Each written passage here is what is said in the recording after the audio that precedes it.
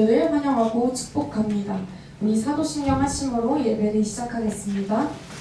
전능한 천지를 만드신 하나님 아버지를 내가 믿사오며 그의 아들 우리 주 예수 그리스도를 믿사오니 이는 성령으로 잉태하사 동정녀 마리에게 나시고 본디오 빌라도에게 고난을 받으사 십자가에 못 박혀 죽으시고 장사한 지 사흘 만에 죽은 자 가운데서 다시 살아나시며 하늘에 오르사 전능하신 하나님 우편에 앉아 계시다가 저리로서 선자와 죽은 자를 심판하러 오시리라. 성령을 믿사오며 거룩한 공예와 성도가 서로 교통하는 것과 죄를 사하여 주시는 것과 몸이 다시 사는 것과 영원히 사는 것을 믿사옵나이다. 아멘.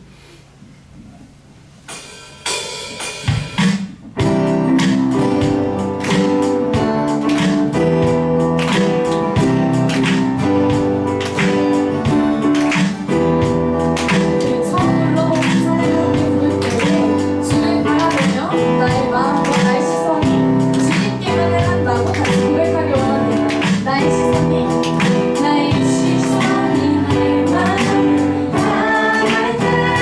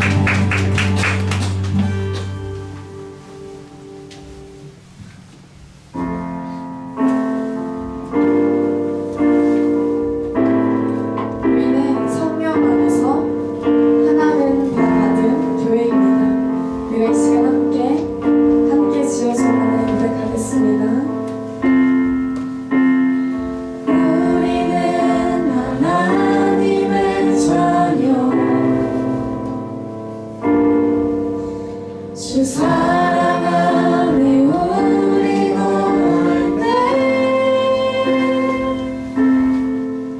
주님 나를 사랑하신 것 같이 우리도 서로 사랑할 수 있네. 우리는 주의 몸된 교회, 우리는 주의 몸된 교회.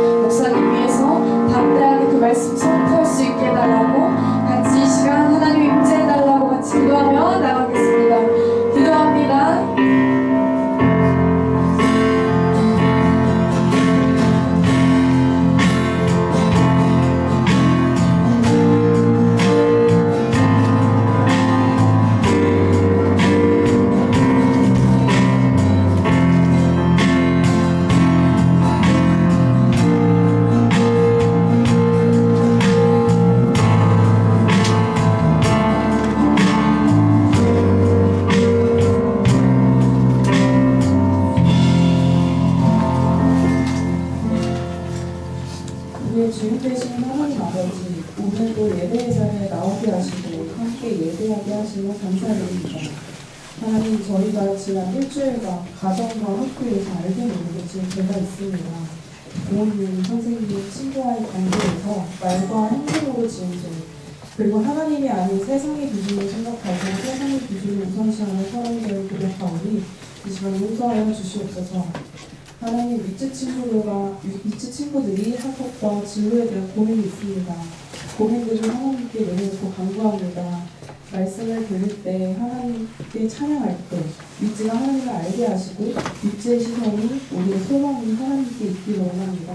하나님을 알아갈 때 이 세상에서 어떤 비전을 품고 살아가야 하는지 인도하여 주셔서 또 하나님, 우리 위치 공동체가 하나님의 사랑을 가득 채워져서 서로를 섬기며 사랑하기를 소망합니다. 저희의 마음 가운데 예수님의 사랑을 허락해 주시옵소서. 위치 공동체를 위해 사랑으로 헌신하는 선생님과 성일의 목사님께 복을 다해주시고 또 말씀을 듣는 저희에게 눈과 귀를 열어주시고 말씀을 전하시는 목사님에게는 능력을 주셔서 하나님을 알아가는 귀한 시간 되게 하여 주시옵소서. 예수님의 이름으로 기도드렸습니다.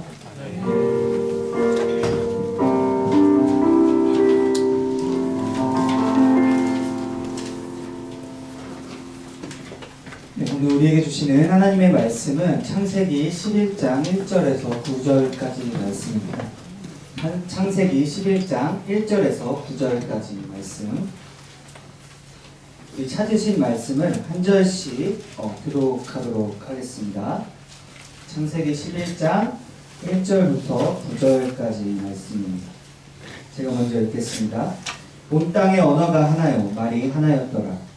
이에 그들이 동방으로 옮기다가 시날 평지에 만나 거기 거주하며 서로 말하되 자 벽돌을 만들어 견고히 굽자 하고 이에 벽돌로 돌을 대신하며 역청으로 진흙을 대신하고 또 말하되 자 성읍과 돌을 건설하여 그 탑 꼭대기를 하늘에 닿게 하여 우리 이름을 대고 온 지면에 흩어짐을 면하지 않았더니 여호와께서 사람들이 건설하는 그 성읍과 탑을 보려고 내려오셨더라.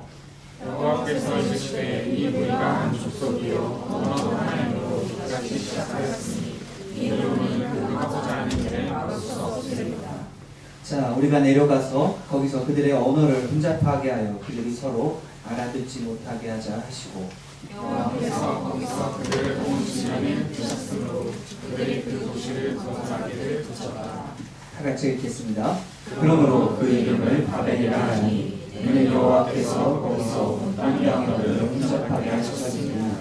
여호와께서 거기서 그들을 온 지면에 흩으셨더라. 아멘. 네, 오늘 말씀은 어떻게 보면 바벨탑, 우리가 너무 많이 들었던 바벨탑 사건을 다시 한번 다루고 있는데요. 그러면 우리가 이제 어느 정도 어떤 일이 벌어졌는지를 한번 살펴봐야 합니다. 어떤 일을 벌이고 있는가? 이 당시에 이제 노아 홍수 사건 이후에요. 그다음에 사람들이 다시 많아졌습니다. 그래서 노아의 후손들, 노아가 아이를 낳고 그리고 시간이 지난 다음에 어떻게 보면 한 민족, 한 족속 이렇게 같은 언어와 어떻게 보면 같은 핏줄을 타고난 한 엄청난 무리가 생겼다라는 거죠. 그럼 인류가 다시 한번 그렇게 태어나게 되었는데, 그런데 그런 상황 가운데 어떤 일들이 벌어지는가? 사람들이 모여서 무엇을 하는가 봤더니요, 바벨탑을, 우리가 탑을 짓자라는 거예요. 탑을 세워서 우리가 온 지면에 흩어지는 것을 명하자라는 어떤 그 명목상 그런 일을 벌이게 되는데, 여러분 우리가 한 번은 생각해 볼 필요가 있는 게 왜 하필 탑을 지었을까요? 왜 하필 바벨탑을 지었을까요? 사람들이 모였습니다. 모여서 한 게 바벨탑을 지었다라는 거예요. 그 당시에 사실 어마어마한 어떤 기술력이나 이런 것들이 지금만큼 있지 않았을 건데, 그런데 아무튼 사람들이 모여서 탑을 이제 쌓기 시작한다라는 거죠. 근데 하나님이 그것을 보시고 이대로 두면 안 되겠다 싶으셔서 사람들의 언어를 이제 혼잡하게 하시고 서로 알아듣지 못하게 한다라는 거죠. 그래서 우리에게는 제2 외국어가 등장하게 되었던 어떤 비하인드 스토리입니다. 참 어렵죠. 여러분 영어 어렵고요. 성적은 잘 나오시는지 모르겠는데 나오실 거라고 믿습니다. 죄송해요. 아무튼 그러니까 이렇게 언어를 흩으셨다라는 건데 왜 탑을 지었을까요? 혹시 말할 수 있는 분 아니면 그냥 생각나는 대로 왜 하필 탑을 지었을까요? 그 전 사건과 연관이 있습니다. 네, 혹시 있나요? 한번 생각해보죠. 아니 왜 사람들이 모여서 도시를 건설할 수도 있고 뭐 성벽을 건설할 수도 있고 다른 거를 만들 수도 있는데 왜 하필 탑을 지었는가? 왜 그렇게 높은 탑을 지어서 높이 올라가려고 했는가? 이게 중요하다는 거죠. 왜 그랬을까요? 하나님보다 높아지려고? 맞죠? 맞습니다. 틀린 의미는 아닌데 또 근본적인 목적이 있어요. 진짜 우리가 현실적으로 생각해 봤을 때 그렇죠. 무슨 말이냐면요. 하나님께서 노아의 홍수를 홍수 사건이 있은 다음에 뭘 보여주시죠? 무지개를 보여주시죠. 그러면서 뭐라고 말씀하시죠? 내가 다시는 물로 심판하지 않겠다라고 하는 약속하신다라는 거예요. 그런데 사람들이 모여서 무슨 생각을 하게 되는가? 자기들 생각과 자기들 경험과 자기들 기준으로 그 홍수가요 다시 한번 일어나지 말라는 법이 없다라는 거죠. 그렇게 물이 범람하고 그렇게 물이 들어차고 그리고 우리의 생명을 위협하는 그 일이 우리에게 다시 한번 일어나지 말라는 법이 없다라는 생각을 하게 돼요. 그렇기 때문에 바벨탑을 쌓았던 거예요. 점점점 높이 올라가게 된다라는 거죠. 그러면 이 말은 무엇이냐면 이런 행동과 이런 생각들은 어떤 의미를 담고 있냐면요. 하나님의 약속을 신뢰하지 않는다는 거죠. 그리고 더 하나 이제는 하나님께 나의 생명을 맡기고 그리고 하나님의 뜻에 따라 내 삶이 좌지우지되는 것을 그냥 가만히 내버려 두지 않겠다라는 또 결단이었다라는 거예요. 그래서 뭐라고 이야기하냐면 이제 하나님의 이름을 드높이는 게 아니라 우리가 드러나자. 우리가 하나님을 극복했다, 하나님을 이겼다라는 것들을 우리가 이 바벨탑을 상징으로서 우리가 모여서 함께 힘을 합쳐서 하나님을 이겨보자라고 했던 이 시도가 무엇이었는가? 바벨탑 사건이었다라는 것입니다. 그래서 하나님이 이대로 두면 안 되겠다는 생각을 하신 거다라는 거죠. 그래서 어떤 일들이 벌어지게 되는가? 그러면 이 사람들이 못 모이지 못하게 하는 게 어떻게 보면 이 바벨탑 사건으로 인해서 우리에게 주어진 또 하나의 하나님의 형벌입니다. 우리가 받은 징계다라는 거예요. 그래서 참 이게 우리의 언어들이 흩어지게 되고 수많은 언어들이 생기고 수많은 사람들이 서로 말이 통하는 사람들끼리 모여서 많은 나라들이 많은 민족들이 생겨나게 된다는 것이죠. 그렇게 우리는 어떻게 보면 하나 되지 못하고 분열되어서 혼잡하게 되어서 흩어지게 된다는 것입니다. 그것이 이 창세기에서 말하는 우리의 현실이며 우리의 모습들이었다라는 것이죠. 그러면 왜 우리는 이런 상황들 가운데 우리가 생각해 봐야 하고 우리에게 이 상황이 주는 교훈이 있다면 그게 뭐라고 생각하십니까? 하나님이 그냥 흩으셨구나. 그리고 한 사람이 바벨탑을 지었구나. 하나님이 이겨보려고 했구나. 근데 실패했구나. 이런 어떻게 보면 단순한 이야기고 단순한 상황 가운데서 우리가 조금 더 깊게 생각해 봐야 하는 부분은 뭐냐면요. 그게 여러분 이게 단지 이 바벨탑 사건뿐만 아니라 이게 우리의 모습이다라는 거예요. 무슨 말이냐. 사람들이 모여서 하나님을 이겨보려고 했던 거. 결국에 그 마음 가운데 무엇이 있었냐면 교만함이 있었다라는 거죠. 근데 교만함은 무엇일까요? 우리가 교만을 이야기하잖아요, 여러분. 이 바벨탑 사건이 결국에 드러내는 게 교만인데요. 왜 교만을 드러낼까요? 교만함은 도대체 어떤 의미일까요? 성경에서 말하는 교만은 뭘까요? 혹시 사전적 정의의 교만은 뭔지 아시나요? 내가 제일 잘 나가. 거의 네, 맞습니다. 네, 맞아요. 그러면 성경에서 말하는 교만은 뭘까요, 여러분? 우리가 일반적으로 알고 있는 단어들이랑 우리가 성경에서 말하는 그 단어가 동일한 언어지만 근데 그 안에 담고 있는 의미가 진짜 많이 다를 때가 많거든요. 그러면 왜 교만을 성경에서 봤을 때 교만은 뭘 교만하다고 이야기하는 걸까요? 하나님 없이 살 수 있는. 역시 제자반 두 명인가요? 거의 그 링크가 돼서 이야기인 것 같은데 그렇죠. 하나님 하나님 없이 내가 살아갈 수 있다라는 생각을 가지는 게 교만함이다라는 거예요. 그게 왜 교만함일까요? 여러분, 왜 우리 이런 생각 많이 하잖아요. 사실 내가 내 삶을 살아가다 보면 하나님 없이 살아갈 때가 많죠. 그리고 내 능력과 나의 생각들로 아니면 내가 가진 것들로 내 문제를 해결하고 내가 계획해서 무언가를 하려고 할 때가 우리에게는 비일비재합니다. 근데 그 일이 교만함이며 그 일로 인하여 우리가 어떻게 보면 우리가 죄에 대한 형벌로서 죽게 되었다라는 거죠.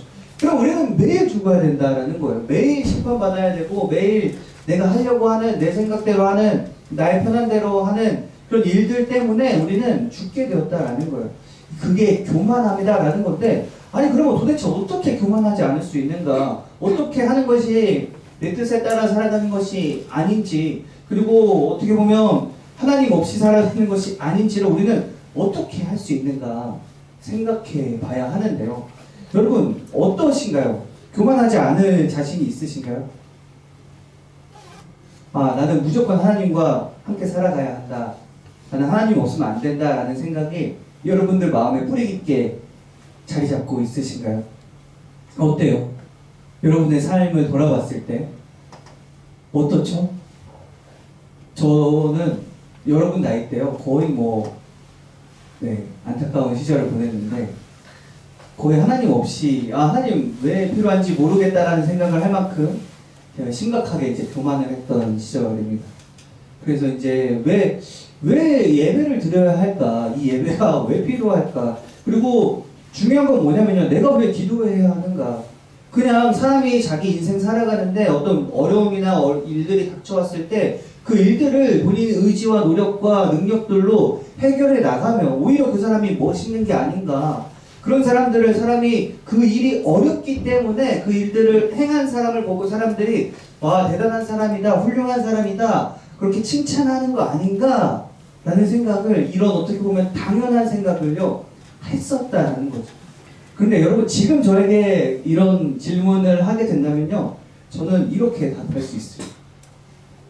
그 일들을 행하는 거, 내가 어려운 문제들을 내가 감당할 수 있는 문제들을 해결하는 것부터 감당할 수 없는 문제들을 마주하는 것까지 결국 내가 하나님 없으면 여러분 저에게 하나님이 없으면 이 일들을요 감당할 자신도 없고요 능력조차 없다라는 더 쉽게 이야기해 볼까요? 여러분 저번에 누가 그랬는데 심장은 원래 뛴다고 얘기했었죠. 기억나시죠?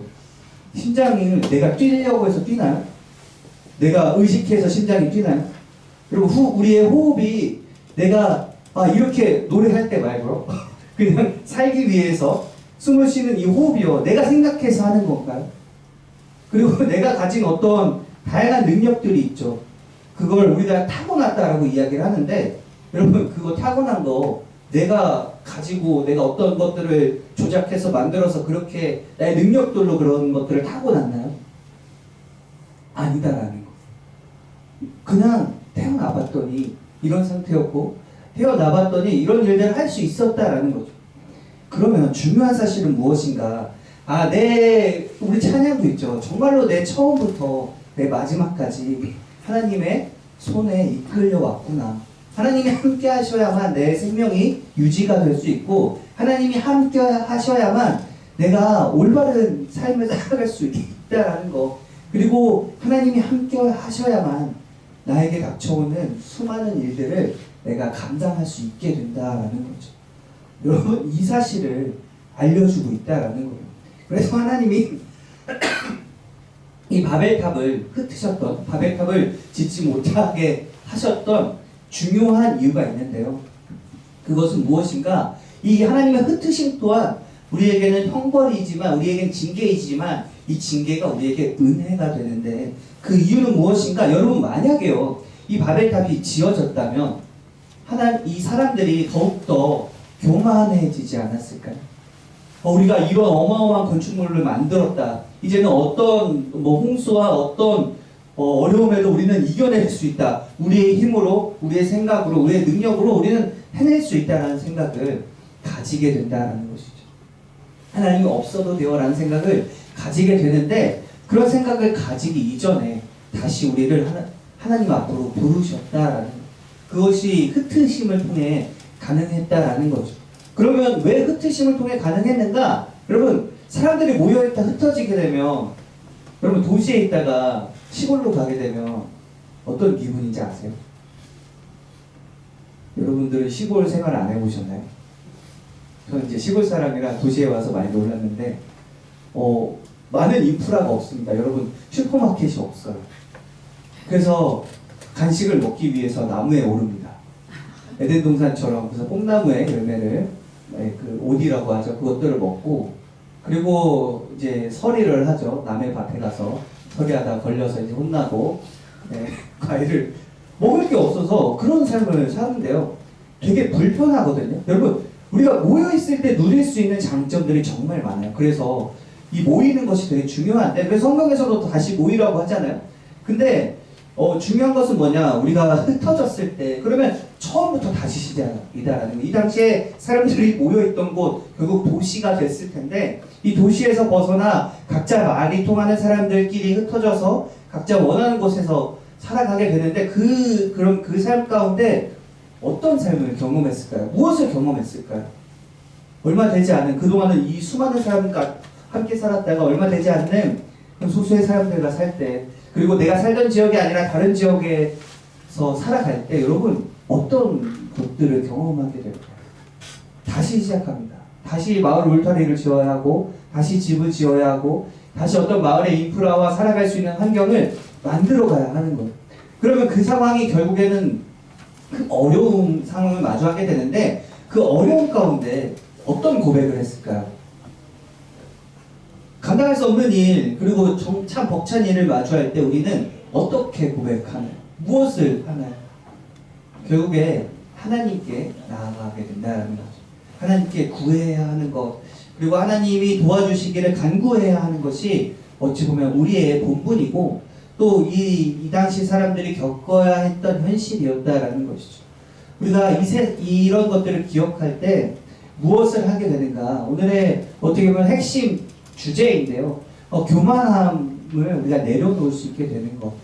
그리고 진짜 나에게는 실제적으로 현실적으로 하나님이 필요하구나. 내가 예수님이 나에게 정말 필요하구나. 내가 예수님이 없이는 살아갈 수가 없는 존재구나라는 것을 깨닫게 된다는 것이죠.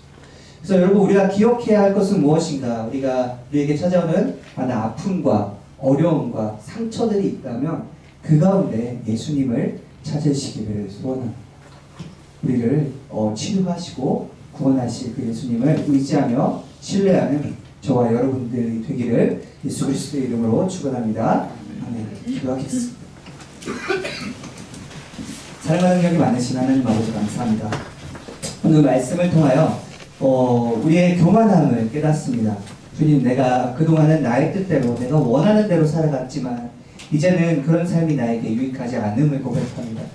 내가 원하는 대로 살아갔을 때 우리에게 오는 것은 실패와 좌절과 절망뿐임을 오늘 말씀을 통해 깨닫사오니, 이 시간 우리에게 성령께서 함께하여 주셔서 성령의 역사하심을 통해 하나님이 함께하시는 삶이 무엇인지를, 그리고 내 삶에 정말 의미 있는 것이 무엇인지를, 그리고 내 삶의 목표와 목적이 어디 있는지를 명확하게 알고 오직 주님만 신뢰하며 주님과 함께하는 우리들이 될 수 있도록 성령께서 역사하여 주시옵소서. 예수님 이름으로 기도합니다. 아멘.